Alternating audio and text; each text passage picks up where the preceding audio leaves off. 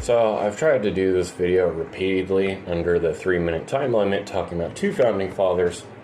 Can't do it, so I'm just going to talk about one. Alright. Our founding fathers, despite the myth, did understand that technology would improve, that things would get better, that weapons would become easier to load, that they would have more capacity, that they'd become easier to use, that they'd become more accurate. They actually understood this. The whole myth and everything is ridiculous.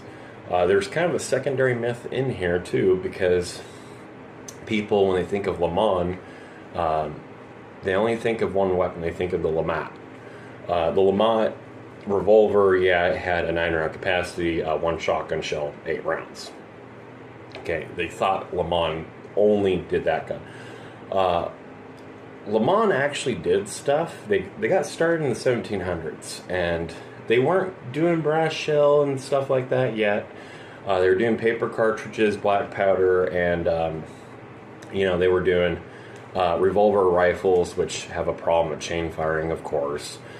So those weren't very good. But Benjamin Franklin, he owned the revolvers, and those had an 8-round capacity, were reasonably easy to load. One was paper cartridge. The other one, it had a self-loader, and it loaded in the cylinder, and the cylinder acted as your cartridge.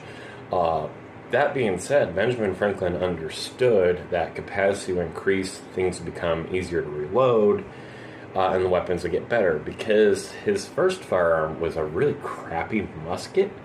And, later he would have, musket pistols that were actually more accurate and easier to load and easier to use than that musket. He owned several cannons over the course of his lifetime because he upgraded. He would buy better cannons. And his last cannon was, really good for its time. In fact, would actually see use in even the Civil War because it was a really good 18-pound cannon.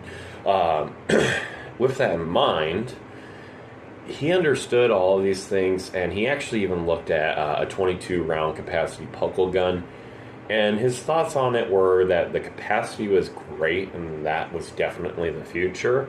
The reliability and the issues with the gun made it, not feasible. And he wanted to own one, but he didn't like it that it was unreliable.